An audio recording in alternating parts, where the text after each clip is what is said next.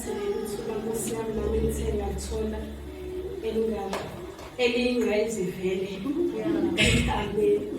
Ngijwayelekile ukuma kule ndawo kodwa-ke bese umunwe kaNkulunkulu ukukhombile lokhu kubuyele emuva. Amen.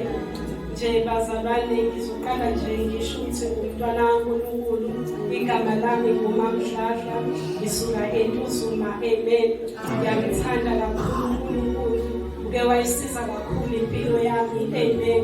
Ngithembe ngiyibheke impilo yami kuleli izwe engizokhuluma ngalo namhlanje. Ngangakubona ngikufanele uma nakule ndawo indlela uNkulunkulu angilande ngayo ukusa kumina ukuthi namhlanje ngikwazi ukuma phambi kwenu bazalwane, ngimdumise uNkulunkulu, ngikhulume ngezwi kaNkulunkulu, ngibonge nesibindi sikaBaba sokuthi ngize la. Kodwa-ke sengiyathemba ukuthi uthemba uNkulunkulu okumina. Amen. Bazalwane, namhlanje izwi nje lifishane, ngizozama ukubamba umoya ngoba ubuye udedeleke, ningcifele ihlo bese ngithatha isikhathi eside. Ngiyadlala. So bazalwane-ke namhlanje ngithanda sivuleni izwi kuJeremiah chapter 18. Sizonke ngizocela ukuthi ungifundele from verse 1 to verse 6.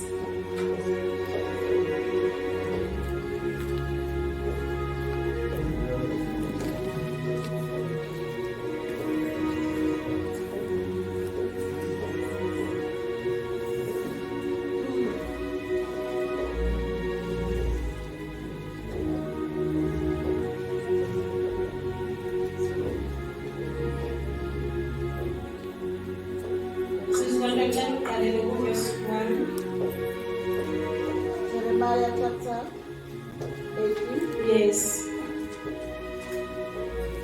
I like this one. Yes. Izwi elafika kuJeremiah livela kuJehova lithi, suka uwehlele endlini yombumbi, ngikuzwise khona amazwi ami. Ngehlela endlini yombumbi, bheka wasebenza umsebenzi wakhe esondweni lokubumba. Kepha isitsha asenza ngebumba sonakala esandleni sombumbi. Wabuye wenza esinye isitsha njengokuhle emehlweni ombumbi ukuba asenze. Lase lifika izwi likaJehova kimi lithi, bengingenze kinina indlu kaIsrayeli njengalo mbumbi na, usho uJehova. Bhekani njengobumba esandleni sombumbi, ninjalo esandleni sami, nina ndlu kaIsrayeli. Bazalwane, leli izwi lihlala kakhulu enhlizweni yami njengokubhala kukaprofethi uJeremiah. uNkulunkulu la emthatha khona emhambisa emehlisela endlini yombumbi. uNkulunkulu uyamkhombisa umsebenzi umbumbi awenzayo. Amen. Uyamkhombisa ukuthi bheka Jeremiah, esandleni sombumbi uphetheni, ukhonani, ukhona ubumba. Amen. Kulolu bumba esandleni sakhe kulolu bumba uzokwenza unecebo elithile ngalolu bumba aliphethe. Amen. Ngalolu bumba khona inhloso anayo afisa ukulenza ngalolu bumba. Amen. Uthi-ke uNkulunkulu nathi sinjalo esandleni sakhe siwubumba. uNkulunkulu uyashape ngale ndlela afisa thina sibe yiyona. Okusho ukuthi wena muyipleti musufuna ukushintsha inhloso yombumbi. Amen. Uma kuthi wena uyinkomishi musufisa ukushintsha inhloso yombumbi. Haleluya. Asivumele ukushapewa simishwe ngale ndlela umbumbi afisa ukuthi sibe yiyona. Okusho ukuthi icebo likaNkulunkulu masingashintshi. Amen. Asibe submissive kuNkulunkulu. Siyekele yena ukuthi asenze, asilungisisise. Athathele umbumbi alibeke ebhayisekilini la alungisa khona. Uma ubumba ethe uthi uyalibumba la ngaba yiplate aphinda liqoqe futhi aliqale phansi. Okusho ukuthi namhlanje ukuthi nasonke sikhona impilo zethu singahlakaza kuyachazeka. Kepha uma siqondile ukuthi hayi subumba, we are a work in progress kaNkulunkulu. Noma kungonakala kephi, kepha yena uyama njalo ayifix impilo yethu. Siqhubeke endleleni, sihambe ngokumthemba uNkulunkulu. Kuningi okusehlelile endleleni, indlela yokukholwa. Amen. Kepha uma mvumelile uNkulunkulu ekuseni ayilungise impilo yakho, ukhona akaguquki, akashintshi, akafani nabantu. Uyasilonda sidine, yena ungumalusi wethu. Akushoyo uNkulunkulu ekuseni ukuthi ukhonela kona ukulungisa impilo zethu. Angathi uNkulunkulu bewazi ukuthi endleleni mesihamba ziningi izinto ezonakalayo. Athi I'm here to fix it. Masimvumele uNkulunkulu, masibe ubumba oluvumyayo. Amen.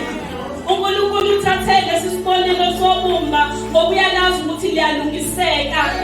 Sivumele impilo zethu ukuthi silungiseke sibe ubumba, singabi amatshe, singabi inhlabathi, kepha sibe nobumba la uNkulunkulu azosebenzisa alenze libe lento afisa ukuba yona.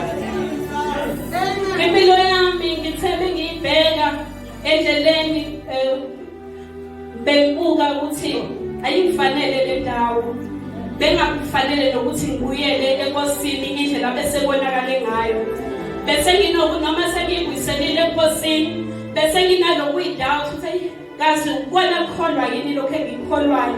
Usuku nosuku bengiyakhuleka uNkulunkulu ukuthi ngisize ungonakalise. Ngithanda ngifunda lelizwi, hayi uNkulunkulu wayishape impilo yami. Wathi bekufanele okwenzeke empilweni yakho because bengikubumba. Uzophuma ube ile verse ezothi meyibuka umhlaba wonke athi hawu ngoba yayonakele nje athi uNkulunkulu ubuka sengenzeni kuyona. So eseni bengizothi noma ingakuphi okonakele ngabe enyameni yakho emphefumulweni wakho ungayidoubt ukukholwa kwakho. uJesu sayinkosi, uJesu samile, izwi lakhe aliguquki, libe linjalo. Amen. Wena uvumele umbumbi akushape ngendlela afisa ukuthi akushape ngayo. Thola enhlizweni yakho ukuthi kuphi okonakele, umdedele uNkulunkulu enze umsebenzi wakhe. Ngoba kukhumbuli ubumba luthi ngeke mina namhlanje angifuni ukuba iplate, ngizoba inkomishi. Alibi lento umbumbi akayifuni. Amen. Okusho ukuthi whatever esidlula kona sizoba ile shape uNkulunkulu